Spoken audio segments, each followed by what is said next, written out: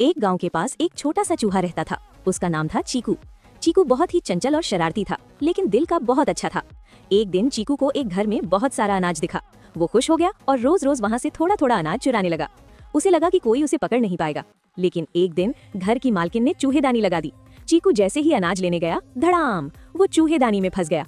फिर मालकिन ने बोला, अगर आप वीडियो को लाइक और चैनल को सब्सक्राइब करेंगे तभी मैं चूहे को आजाद करूंगी। आप जल्दी से वीडियो को लाइक और चैनल को सब्सक्राइब कर दो। चीकू बहुत डर गया और रोने लगा। तभी उसकी दोस्त नन्ही चिड़िया वहाँ आई। उसने चूहेदानी की रस्सी काट दी और चीकू को आजाद कर दिया। चीकू ने उस दिन से कसम खाई, अब मैं लालच नहीं करूंगा और मेहनत से खाना ढूंढूंगा। उसके बाद चीकू जंगल में मेहनत से रहने लगा और सबका प्यारा दोस्त बन गया।